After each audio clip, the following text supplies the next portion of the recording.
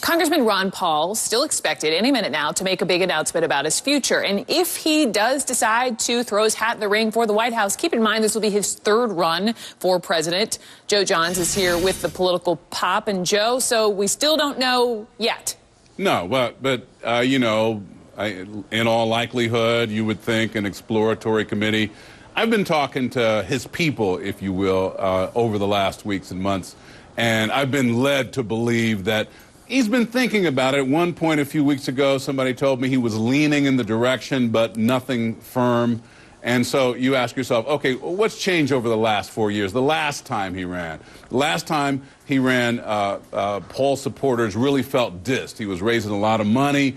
He was very good at raising issues in a provocative way that kept sort of the debates interesting. Talked about government spending, the Fed, the IRS. Struck a chord with younger voters, Tea Partiers, others, but he was all but ignored by the big media. And lately, though, he's all over TV, including CNN, and I happen to hear he's going to be on In the Arena in all likelihood tonight. Yeah, so when you say he has felt dissed, I mean, we've certainly covered him. We're talking to him today. Why does he feel that way?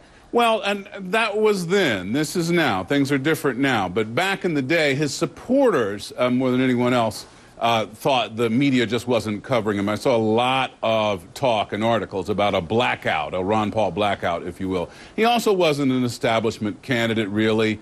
There was talk about his national polls, his ranking in the polls, which wasn't good. But you look at social media today, 140,000 people liked a Ron Paul 2012 page on Facebook. So he's got some support out there and can really raise money. Okay, so as we wait for his impending announcement, I do want to get to this next story. This is pretty interesting. And you have on your show tonight? I have Congressman Ron Paul, who between now and then will announce that he's forming an exploratory committee to run for president. We're on it. This hour, we are going to be on it. Thanks. God love you.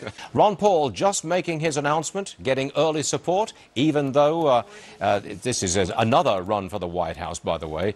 Now, I got to say that Ron Paul is a straight shooter, and that has made him particularly popular amongst some sections of the voting public. Pollster Frank Luntz is joining me now on other straight shooters. Here's my premise, Frank. Donald Trump is a straight shooter and attracts a lot of support because he goes straight at the issues. You know exactly what the man is saying. Ron Paul is somewhat similar. Go straight at it. You know what the man's saying. Ron Paul is a straight shooter. Donald Trump is not. Okay. But you know where I'm coming from. They hit the issues head on. Right. You know what they're saying, okay? Now, which other Republicans would you say fall into that camp?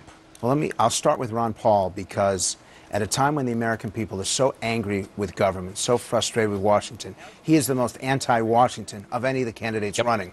If there ever was a mood and a time that connected to Paul, this is it. The question is whether he can expand beyond what he's done in 2008. I think he will. And I'm going to mention Trump because I've seen his attacks on Mitt Romney, and we'll talk about him in a second. The issue with Trump is that we want people who say what they mean and mean what they say, who look us straight in the eye. Yes. And we want people who live what they preach. How many bankruptcies before you start to wonder? Don't dismiss it. How many bankruptcies? How many reorganizations? How many people got hurt? And I'll tell you something. I don't think Trump's got the guts to run, and I'm going to do this on this show. Okay. Oh, look. 10,000 bucks. If Donald Trump is really running, I'll make him a bet right now, and I know I'm going to get a call from upstairs. 10,000 bucks says he doesn't run.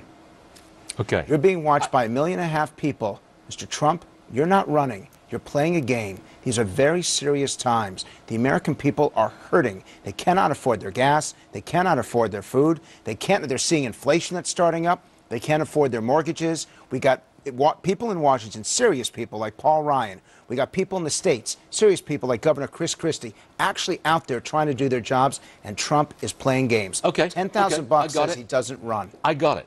But you will. Do you want to take me up on that bet? No, I'm not going to take let him do I'm it. not a gambling kind of guy. But look, you understand where I'm coming from. Yes. Donald Trump has a certain degree of support because he looks you in the eye and goes straight at it. Now, you may completely disagree with his position. He's a game show host. Okay. But he does that. And that's why he's got some support. Same with Ron Paul.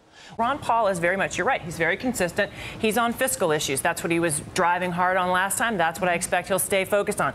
What are the first two early states? You got Iowa, very conservative, and the folks in Iowa have made it very clear they are not backing away from the social issues, and I don't think he's going to speak to those voters in that primary, and that's going to actually, I think, create a bit of a disconnect among the GOP base. Yeah, it strikes me as interesting in not only Ron Paul, but you also have Gary Johnson, who's the former New Mexico governor, who's very conservative on fiscal issues. He, by the way, is pro-gay rights, anti-war, and also in favor of legalizing marijuana. When you add the rhetoric of someone like Ron Paul or the rhetoric of someone like Gary Johnson to the GOP debate, what does that do to that debate? How does that ultimately play out, Susan? And if you had to bet a horse, would you bet a traditional social conservative or one of these, I don't know how you would describe these gentlemen, but it would be, sort of social liberal and fiscal conservative. Well, I think you're going to see more, you're probably going to see a more social conservative come out of this race. I mean, and it's also going to be someone most likely who hasn't taken a lot of votes in the Senate or in the House, and it will be a governor. People like executives to come and run, especially in Republican primaries, when you start looking at their records and what they can go and talk about. But what's interesting is it also adds an interesting space for Donald Trump. Does he get lumped in with the two of them? With Gary Johnson and Ron Paul. Right. Does he get lumped in there, but he just says it better and gets more attention for it? No, I think he's part of the wackadoo caucus, actually. Sorry.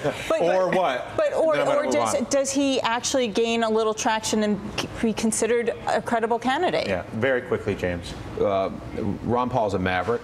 Gary Johnson's a maverick. The last maverick that ran for president was John McCain, and when he ran for president, he wasn't so mavericky.